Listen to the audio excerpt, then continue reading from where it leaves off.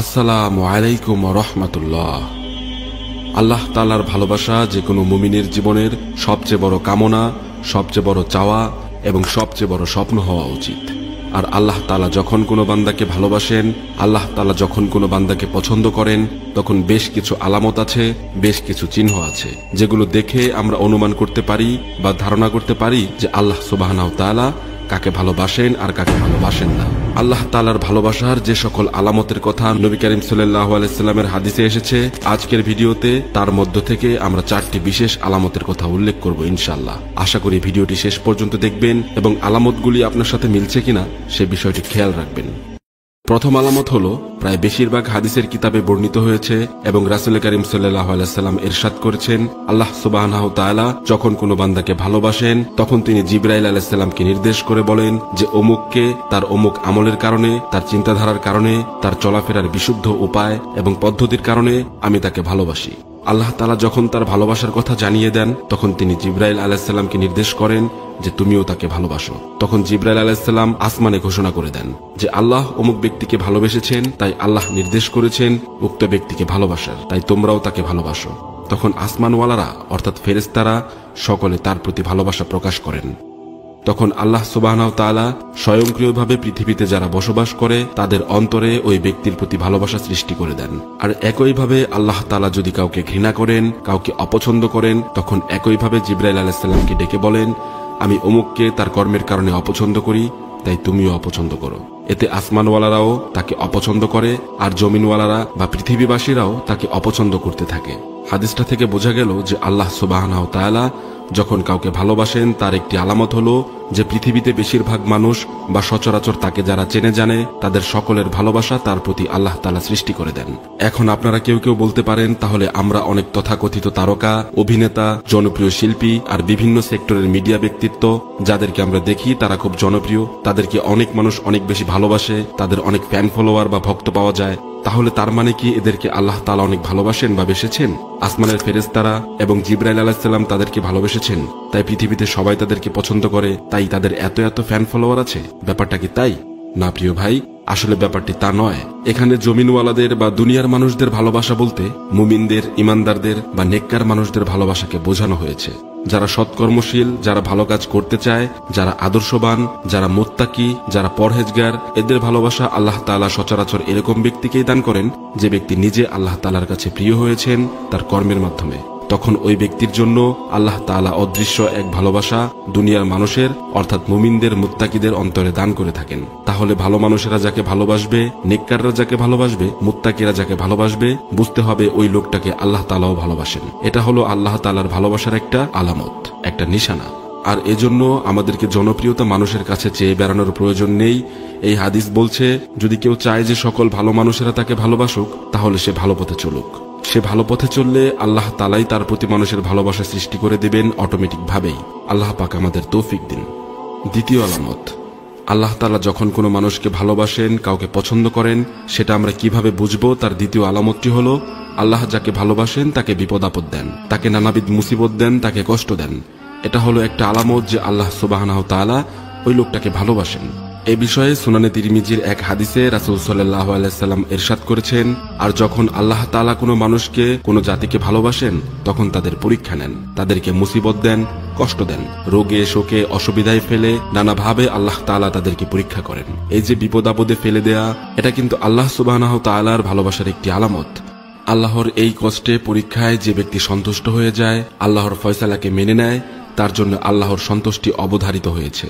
আর যে ব্যক্তি আল্লাহর এই ফয়সালায়, আল্লাহর এই কষ্ট দেওয়ায় অসন্তুষ্ট হয়ে যায়, আল্লাহর ফয়সালাকে মেনে নিতে পারে না, ইমানের গুরুত্বপূর্ণ একটা পয়েন্ট এই বিষয়টি যে ব্যক্তি অর্জন করতে পারে না, বরং হা হুতাশ করে, অস্থির হয়ে গালমন্দ শুরু করে দেয়, আল্লাহর ফয়সালাকে অ্যাভয়েড করে, আল্লাহ আর কোনো লোক দেখেননি, শুধু আমার উপর সব বিপদ আপদ ঢেলে দিয়েছেন, এই টাইপের কথাবার্তা বলে, তখন ওই ব্যক্তির জন্য আল্লাহর পক্ষ থেকে অসন্তুষ্টি অবধারিত রয়েছে। তাহলে এই হাদিস থেকে বোঝা গেল, আমাদের সমাজে অনেক লোক আছে যাদেরকে আমরা দেখি তারা বেশিরভাগ সময় বিপদ আপদে বা মুসিবতে থাকে, কষ্টে থাকে, তাদের কষ্ট দূর হয় না। তাদেরকে দেখে আমরা অনেক সময় বলে ফেলি যে এই লোকটা আল্লাহর কাছে না জানি কতটা অপছন্দনীয়, আল্লাহ তাআলার কাছে কতটা অপ্রিয় হলে, কতটা নাফরমান হলে তার বিপদ আপদ দূর হয় না, আল্লাহ একের পর এক তাকে বিপদে ফেলছে। তাহলে বোঝা গেল এরকম মন্তব্য করা একেবারেই মূর্খতার পরিচয়, এটা কোনো মুমিনের মন্তব্য নয় এবং হতেও পারে না, বরং হাদিস থেকে বোঝা যায় আল্লাহ কোনো মানুষকে ভালোবাসলে অবশ্যই তার পরীক্ষা নেন, তাকে বিপদ দেন, তাকে মুসিবত দেন। কাজেই আমাদের জীবনে যখন বিপদ আপদ মুসিবত আসবে, এই হাদিসটা আমরা মাথায় রাখবো ইনশাল্লাহ। আল্লাহ আমাকে পরীক্ষা করছেন মানে আল্লাহ আমাকে ভালোবাসেন। মনে রাখবেন, পরীক্ষা তো তার জন্যই যে রেজিস্ট্রেশন করে, যে ভর্তি হয়, যাকে কোনো শিক্ষক বা শিক্ষা প্রতিষ্ঠান নিজের মনে করে তারই পরীক্ষা নেয়। যাকে কোনো শিক্ষক বা শিক্ষা প্রতিষ্ঠান নিজের মনে করে না, যার কোনো রেজিস্ট্রেশন নেই, যার কোনো প্রতিষ্ঠান নেই, তার কোনো পরীক্ষার ব্যবস্থাও নেই। কাজেই আল্লাহ তাআলা যার পরীক্ষা নিচ্ছেন, যাকে বিপদে ফেলছেন, এর মানেই হলো আল্লাহ তাআলা তাকে নিজের মনে করেন এবং তাকে ভালোবাসেন। তাহলে দুনিয়ার জীবনের যে কোনো পরীক্ষায় কখনোই হতাশ হবেন না, ভয় পাবেন না। কোরআনে কারিমে আল্লাহ তাআলা বিভিন্ন নবী রাসূলের ঘটনা বলেছেন। এর ভিতরে সবচেয়ে কঠিন পরীক্ষা যার জীবনে এসেছে তিনি ছিলেন নবী ইব্রাহিম আলাইহিস সালাম। ইব্রাহিম আলাইহিস সালামের সম্পর্কে আল্লাহ সুবহানাহু ওয়া তাআলা কোরআনে কারিমে একাধিক জায়গায় বলেছেন। তার কি কি পরীক্ষা নিয়েছেন ও কেন নিয়েছেন তাও বলেছেন। অথচ খেয়াল করে দেখুন, আল্লাহ কিন্তু ফেরাউনের পরীক্ষা নেননি। আল্লাহ তো বলেননি যে আল্লাহ নমরুদের পরীক্ষা নিয়েছেন। আল্লাহ এটাও বলেননি যে আল্লাহ আবু জাহেলের পরীক্ষা নিয়েছেন, আবু লাহাবের পরীক্ষা নিয়েছেন। এর কারণ কি? তারা তো কোনো স্টুডেন্টই না, তারা তো আল্লাহর বান্দাই না, নেককার বান্দাও না, মুমিন বান্দাও না, যার কারণে তাদের পরীক্ষা নিয়ে কোনো প্রশ্নই আসে না। কাজে যার জীবনে বিপদ আছে, সে যদি ইমানদার হয়ে থাকে তাহলে তার বুঝতে হবে যে আল্লাহর কাছে কোনো না কোনো কারণে সে প্রিয় হয়েছেন। প্রিয় ভাই, মনে রাখবেন, আল্লাহ আপনার জন্য যে ফয়সালা করেছেন সেটা নিশ্চয়ই আপনি নিজের জন্য যে ফয়সালা করেছেন তার চাইতে 1000 গুণ বেটার হবে ইনশাল্লাহ, এতে কোনো সন্দেহ নেই। কাজেই কঠিন পরীক্ষায় ব্যাকুল এবং অস্থির হওয়া যাবে না। আল্লাহ তাআলা আমাদেরকে বোঝার তৌফিক দান করুন। তৃতীয় আলামত, আল্লাহ যখন আমাদের কাউকে ভালোবাসেন তার তৃতীয় আলামত কি? এটা বড় জটিল আলামত, বড় কঠিন আলামত। আর সেই আলামতটি হলো আল্লাহ তাআলা তাকে দুনিয়া থেকে দূরে সরিয়ে রাখেন। দুনিয়ার স্রোতের সাথে মিশে হাবুডুবু খেয়ে একাকার হয়ে যাওয়া থেকে আল্লাহ তাআলা তাকে হেফাজত করেন। আমাদের মধ্যে অনেকে আমরা শুধু দুনিয়া চাই, পদ পদবী, অর্থকড়ি, টাকা পয়সা, প্রভাব প্রতিপত্তিকে চাই। কিন্তু আল্লাহ সুবহানাহু ওয়া তাআলা যখন কিছু মানুষকে ভালোবাসেন এগুলো থেকে দূরে সরিয়ে রাখেন। সে চাইলেও বেশিরভাগ সময় তার কাজগুলো তার প্ল্যান মোতাবেক হয় না। আল্লাহ তাআলা তাকে দুনিয়া থেকে পরিকল্পিতভাবে বাই প্ল্যান ইচ্ছাপূর্বক সরিয়ে রাখেন। কিন্তু কেন? কারণ সে ওই জায়গায় গেলে ক্ষতিগ্রস্ত হবে। সে যদি দুনিয়ার সকল লোভ লালসার সাথে মিশে যায় তাহলে সে নিশ্চিত ধ্বংস হয়ে যাবে। আল্লাহ তাআলা তাকে বাঁচিয়ে রাখেন। এই প্রসঙ্গে সুনানে তিরমিজির অনেকগুলো হাদিসে বর্ণিত হয়েছে। রাসূল সাল্লাল্লাহু আলাইহি ওয়াসাল্লাম বলেছেন, তোমাদের কোনো প্রিয়জন অসুস্থ হলে যে রোগে পানি টাচ করলে অসুবিধা হবে, তাকে যেরকম তোমরা পানি থেকে বাঁচিয়ে রাখো, তাই আল্লাহ তাআলা যখন কোনো মানুষকে ভালোবাসেন, আল্লাহ ভালোবাসার মানুষটাকে দুনিয়া থেকে এরকম বাঁচিয়ে রাখেন। এখন চিন্তা করুন, আমাদের জীবনের যত অপ্রাপ্তি, যত চাওয়া পাওয়া আমাদের পূরণ হলো না, আল্লাহ তাআলা এটা পরিকল্পিতভাবে আমাদেরকে ভালোবাসেন বিধায় এখান থেকে সরিয়ে রেখেছেন। তাহলে দুনিয়াতে আমি যা হারালাম পেলাম কিন্তু তার থেকে অনেক বড় কিছু। আল্লাহর ভালোবাসা পেলাম, আল্লাহর পছন্দের মানুষের তালিকায় চলে গেলাম, অনন্ত অসমকালের সুখ সমৃদ্ধির ব্যবস্থা আমার হয়ে গেল। অতএব দুনিয়ার কোনো কিছু না পেলে মুমিন কখনো বিচলিত হয়ে পাগলপাড়া হয়ে যায় না। আমি শুধু একটি হাদিসই উল্লেখ করলাম। একই অর্থের একই বিষয়কে প্রমাণ করে নানা মুখে এরকম বিভিন্ন রকমের হাদিস পাওয়া যায়। এই সবগুলো হাদিসের খোলাসা কথা একটাই, আর তা হলো আল্লাহ তার প্রিয় বান্দাদেরকে সচরাচর দুনিয়া থেকে একটু দূরে সরিয়ে রাখেন। এর মানে কিন্তু আবার এটা না যে আল্লাহ তাআলা কাউকে দুনিয়া দিলে তার মানে সে আল্লাহর কাছে ঘৃণিত ব্যক্তি। না, ব্যাপারটা সম্পূর্ণ এরকম না।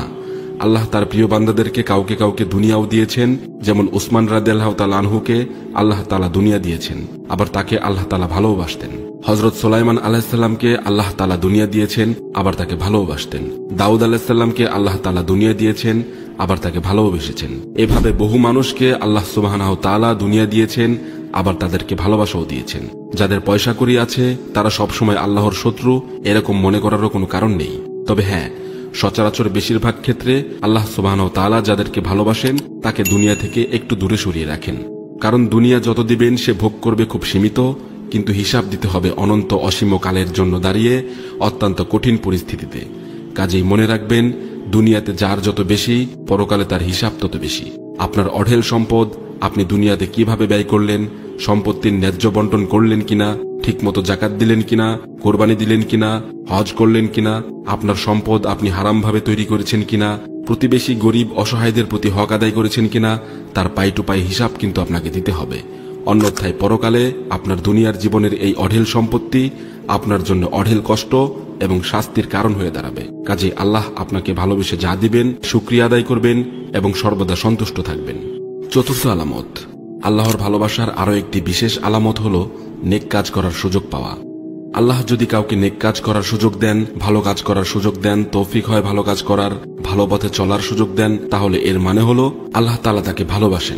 বিভিন্ন হাদিস থেকে আমরা জানতে পারি এই বিষয়টি। রাসূল সাল্লাল্লাহু আলাইহি সাল্লাম যেমন এক হাদিসে বলেছেন, আল্লাহ তাআলা যখন কারোর কল্যাণ চান অথবা তাকে দিয়ে কল্যাণকর কাজ করাতে চান, তখন তাকে তার দ্বীনের সঠিক বুঝ দান করেন, দ্বীনের নলেজ, দ্বীনের ইলম আল্লাহ তাআলা দান করেন। ইলম পাওয়া, ভালো কাজ করতে পারা, ইবাদত করতে পারা, এটাও আল্লাহ সুবহানাহু তাআলার ভালোবাসা পাওয়ার অন্যতম একটি আলামত এবং লক্ষণ। আল্লাহ সুবহানাহু তাআলা আমাদের সবাইকে দ্বীনের সঠিক বুঝ দান করুন এবং তার প্রিয় বান্দা হওয়ার তৌফিক দান করুন। আমিন।